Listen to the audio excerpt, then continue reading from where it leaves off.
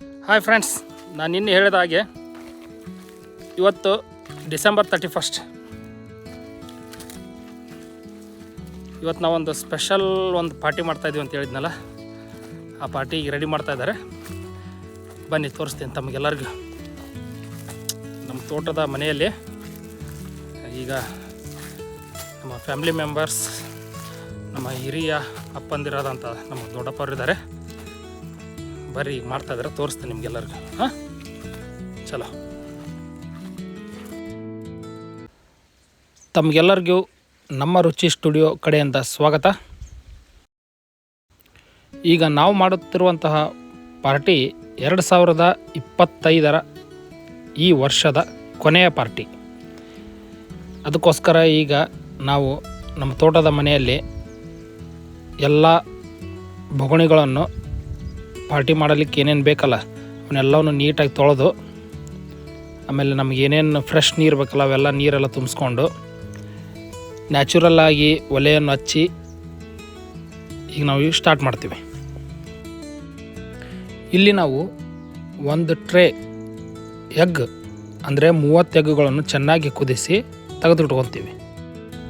ಮತ್ತು ಇಲ್ಲಿ ನೋಡಿ, ಮೆಣಸಿನಕಾಯಿಯನ್ನು ಚಾಕು ಇಲ್ಲದೆ ಉಗುರಿನಿಂದ ಕಟ್ ಮಾಡುತ್ತಿರುವಂತಹ ವ್ಯಕ್ತಿಗಳನ್ನು,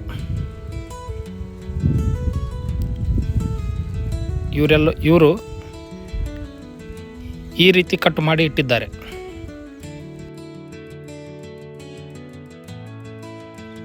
ನಾವು ಈ ಪಾರ್ಟಿಗಂತಲೇ ತಂದಂತಹ ಚಿಕನ್, ಅದು 4 kg ಚಿಕನನ್ನು ಚೆನ್ನಾಗಿ ನೀರಿನಲ್ಲಿ ತೊಳೆದು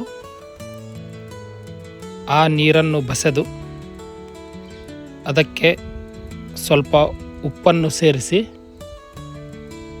ನಾವು ಈಗ ತೆಗೆದಿಟ್ಕೊಳ್ಳುತ್ತೇವೆ. ಅದು ಹೇಗೆ ಅಂತೇಳಿ ಇಲ್ಲಿ ನಾನು ನಿಮಗೆ ತೋರಿಸ್ತಾ ಇದ್ದೀನಿ ನೋಡಿ. ಅದು ಚೆನ್ನಾಗಿ ತೊಳೆದ ಮೇಲೆ ಅದನ್ನು ಈ ರೀತಿ ಒಂದು ಪಾತ್ರೆಯಲ್ಲಿ ಇಟ್ಟುಕೊಂಡು ಅದಕ್ಕೆ ಸ್ವಲ್ಪ ಕಲ್ಲು ಉಪ್ಪು, ಸ್ವಲ್ಪ ದಪ್ಪಗಿರುವಂತಹ ಉಪ್ಪನ್ನು ಹಾಕಿ ನಾವು ಈಗ ಅದನ್ನು ತೆಗೆದಿಡುತ್ತೇವೆ.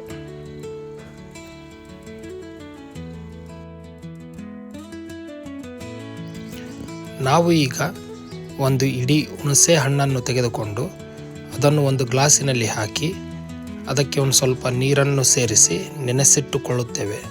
ಇದು ಮುಂದೆ ನಮಗೆ ಅಡುಗೆಗೆ ಬೇಕಾಗುತ್ತದೆ.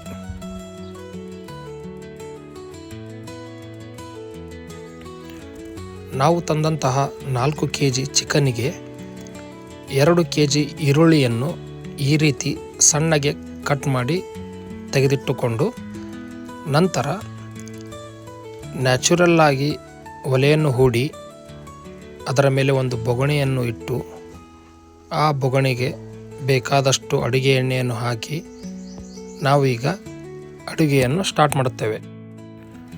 ಇದರ ಜೊತೆಗೆ ನಾವು 1.5 kg ಅಕ್ಕಿಯನ್ನು ತೆಗೆದುಕೊಂಡು ಅದನ್ನು ಚೆನ್ನಾಗಿ ತೊಳೆದು ಅನ್ನವನ್ನು ಮಾಡಲು ರೆಡಿ ಮಾಡುತ್ತೇವೆ.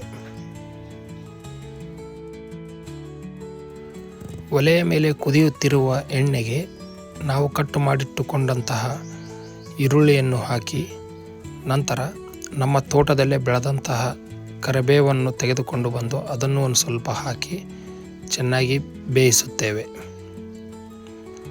ನಂತರ ಅದಕ್ಕೆ ಸ್ವಲ್ಪ ಗಸಗಸೆಯನ್ನು ಸ್ವಲ್ಪ ಹಾಕಿ ನಾವು ಈಗ ಅದನ್ನು ಚೆನ್ನಾಗಿ ಬೇಯಿಸಲು ಸ್ಟಾರ್ಟ್ ಮಾಡಿದ್ದೇವೆ. ಈ ಈರುಳ್ಳಿ ಸ್ವಲ್ಪ ಕೆಂಪಗೆ ಬೇಯಬೇಕು. ನಾವು ಈರುಳ್ಳಿಯನ್ನು ಚೆನ್ನಾಗಿ ಬೇಯಿಸಲಿಕ್ಕೆ ಬಿಟ್ಟು ನಾವು ಈಗ ಈ ಅಡುಗೆಗೆ ತಂದಂತಹ ಮಸಾಲ, ಎಣ್ಣೆ, ಅರಿಶಿಣ, ಕಸ್ತೂರಿ ಮೆಥಿ, ಖಾರ, ಏಲಕ್ಕಿ ಇವೆಲ್ಲವನ್ನು ತೋರಿಸುತ್ತಿದ್ದೇನೆ ನೋಡಿ. ಈರುಳ್ಳಿಯನ್ನು ಚೆನ್ನಾಗಿ ಬೇಯಿಸಿದ ನಂತರ ನಾವು ಅದಕ್ಕೆ ತಂದು ತೆಗೆದಿಟ್ಟುಕೊಂಡಂತಹ ಚಿಕನನ್ನು ಆ ಪಾತ್ರೆಯೊಳಗೆ ಹಾಕಿ ಚೆನ್ನಾಗಿ ಬೇಯಿಸಲು ಸ್ಟಾರ್ಟ್ ಮಾಡಿದ್ದೇವೆ.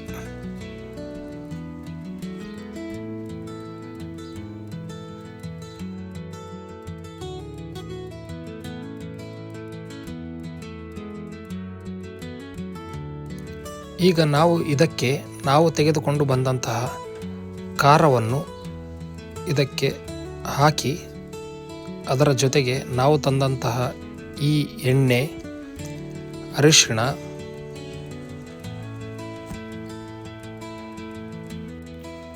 ನಂತರ ಶುಂಠಿ ಬೆಳ್ಳುಳ್ಳಿ ಪೇಸ್ಟ್, ಮಸಾಲ ಇವೆಲ್ಲವನ್ನು ಒಂದೊಂದಾಗಿ ಈಗ ಅದಕ್ಕೆ ಹಾಕೋಣ.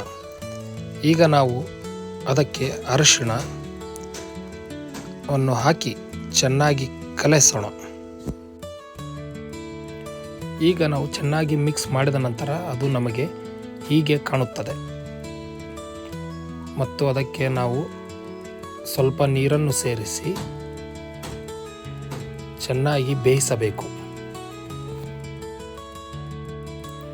ಈಗ ನಾವು ಅದಕ್ಕೆ ಮನೆಯಲ್ಲೇ ತಯಾರಿಸಿದಂತಹ ಈರುಳ್ಳಿ, ಕೊಬ್ಬರಿ, ಉಳ್ಳಾಗಡ್ಡಿ, ಕರಿಬೇವಿನಿಂದ ಮಾಡಿದಂತಹ ಮಸಾಲ ಪೇಸ್ಟನ್ನು ಅದಕ್ಕೆ ಹಾಕಿ ಚೆನ್ನಾಗಿ ಮಿಕ್ಸ್ ಮಾಡೋಣ. ನಂತರ ನಾವು ಆವಾಗಲೇ ನೆನೆಸಿಟ್ಟುಕೊಂಡಂಥ ಹುಣಸೆ ಹಣ್ಣಿನ ನೀರನ್ನು ಅದಕ್ಕೆ ಹಾಕಿ ಚೆನ್ನಾಗಿ ಕುದಿಯಲಿಕ್ಕೆ ಬಿಟ್ಟರೆ ಆಯಿತು. ಇದು ಚೆನ್ನಾಗಿ ಕುದಿಯಬೇಕು. ಈ ಚಿಕನ್ಗೆ ನಾವು ಕಡೆಯಲ್ಲಿ ಕಸ್ತೂರಿ ಮೆಹತಿಯನ್ನು ಹಾಕಿದರೆ ಆಯಿತು. ನಮ್ಮ ಚಿಕನ್ ರೆಡಿ. ನಾವು ಚಿಕನ್ ಮಾಡಿದ ನಂತರ ಮತ್ತೊಂದು ಪಾತ್ರೆಯನ್ನು ಇಟ್ಟು ಆ ಪಾತ್ರೆಯಲ್ಲಿ ಸ್ವಲ್ಪ ಎಣ್ಣೆಯನ್ನು ಹಾಕಿ ಆ ಎಣ್ಣೆ ಕಾದ ನಂತರ ಅದಕ್ಕೆ ಸ್ವಲ್ಪ ಹಸಿಮೆಣಸಿನಕಾಯಿಯನ್ನು ಹಾಕಿ ಚೆನ್ನಾಗಿ ಕಾಯಿಸಬೇಕು. ನಂತರ ಅದಕ್ಕೆ ಸ್ವಲ್ಪ ನಾವು ಕಟ್ ಮಾಡಿಟ್ಟುಕೊಂಡಂತಹ ಉಳ್ಳಾಗಡ್ಡಿಯನ್ನು ಪ್ಲಸ್ ಒಂದು ಸ್ವಲ್ಪ ಟೊಮೊಟೊವನ್ನು ಸೇರಿಸಿ ಚೆನ್ನಾಗಿ ಕೆಂಪಗೆ ಆಗುವ ಹಾಗೆ ಅದನ್ನು ಬೇಯಿಸಬೇಕು.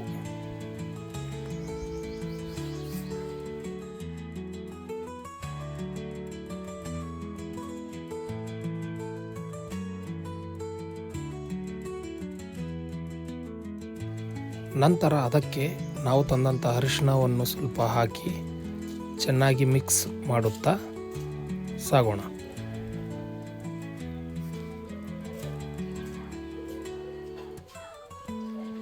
ನಂತರ ಅದಕ್ಕೆ ಸ್ವಲ್ಪ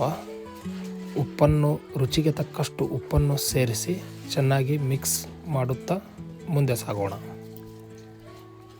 ಈ ರೀತಿ ನಾವು ಅದನ್ನು ಮಿಕ್ಸ್ ಮಾಡುತ್ತಾ ಸಾಗಿದೆವು.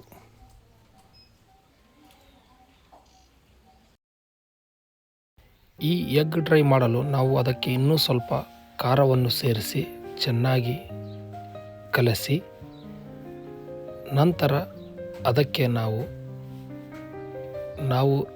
ತಂದಂತಹ ಮತ್ತು ಮೊದಲಿಗೆ ಕುದಿಸಿ ಇಟ್ಟುಕೊಂಡಂತಹ ಎಗ್ಗಳನ್ನು ಸಿಪ್ಪೆಯನ್ನು ಸುಲಿದು ಒಂದರಲ್ಲಿ 4 ಪೀಸನ್ನು ಮಾಡಿ ಅದಕ್ಕೆ ಈಗ ಹಾಕುತ್ತೇವೆ.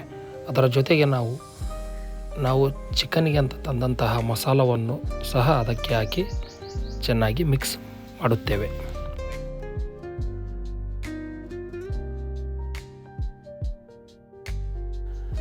ನಂತರ ಅದಕ್ಕೆ ಸಪ್ರೇಟ್ ಮಾಡಿಟ್ಟುಕೊಂಡಂತಹ ಶಿರ್ವಾವನ್ನು ಅದಕ್ಕೆ ಸ್ವಲ್ಪ ಹಾಕಿ ಅದನ್ನು ಚೆನ್ನಾಗಿ ಬೇಯಿಸುತ್ತಾ ನಂತರ ನಾವು ಕಟ್ ಮಾಡಿಟ್ಟುಕೊಂಡಂತಹ ಎಗ್ಗಳನ್ನು ಅದಕ್ಕೆ ಹಾಕಿ ಚೆನ್ನಾಗಿ ಕಲಸಿ ತೆಗೆದಿಟ್ಟರಾಯಿತು. ಈಗ ನಮ್ಮ ಎಗ್ ಡ್ರೈ ರೆಡಿಯಾಗುತ್ತದೆ.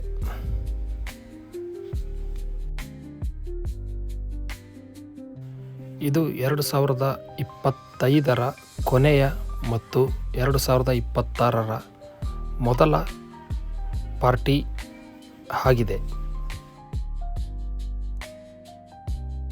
ಮತ್ತು ನನ್ನ ಚಾನಲನ್ನು ಯಾರು ಇನ್ನೂ ಸಬ್ಸ್ಕ್ರೈಬ್ ಮಾಡಿಲ್ಲವೋ ಅವರು ದಯವಿಟ್ಟು ಸಬ್ಸ್ಕ್ರೈಬ್ ಮಾಡಿ, ಲೈಕ್ ಮತ್ತು ಕಮೆಂಟನ್ನು ಮಾಡೋದನ್ನು ಮರೆಯಬೇಡಿ.